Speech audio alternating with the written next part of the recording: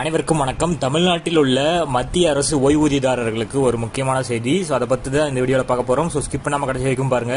நம்ம சேனலை சப்ஸ்கிரைப் பண்ணாதவங்க பண்ணி வச்சுங்க. நம்ம சேனலில் சென்ட்ரல் மற்றும் ஸ்டேட் கவர்மெண்ட் சம்பந்தமான ஆல் அப்டேட்ஸ் போட்டுருவோம். அது மட்டும் இல்லாமல் பென்ஷன் சம்பந்தப்பட்ட முக்கியமான அப்டேட்டும் இருக்கும். ஸோ மறக்காம சப்ஸ்கிரைப் பண்ணிருங்க. வாங்க வீடியோக்குள்ள போகலாம்.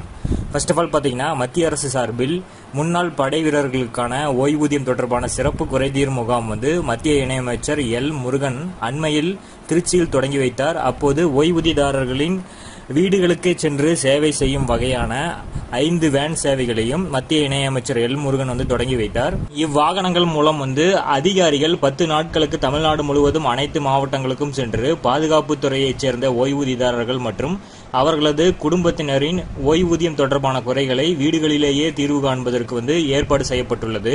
ஸோ இந்த முகாம் 3/7/2025 அன்று காலை 9 மணி முதல் மாலை 5 மணி வரை நடைபெற உள்ளது. முகாமிற்கு வரும் முன்னாள் படை வீரர்கள் மற்றும் அவர்தம் சார்ந்தோர்கள் இந்த படைப்பணி சான்று, அடையாள அட்டை, ஓய்வூதிய ஒப்பளிப்பு மற்றும் ஆணை, அதற்கப்புறம் பான் கார்டு, ஆதார் அட்டை, ஓய்வூதியம் பெறும் வங்கி கணக்கு புத்தகம் ஆகிய ஆவணங்களை கொண்டு வருமாறு அறிவுறுத்தப்படுகிறது. எனவே சேலம் மாவட்டத்தில் உள்ள முப்படையை சார்ந்த முன்னாள் படை வீரர்கள் மற்றும் அவர்தம் சார்ந்தோர் கலந்து கொண்டு பயன்பெறலாம்.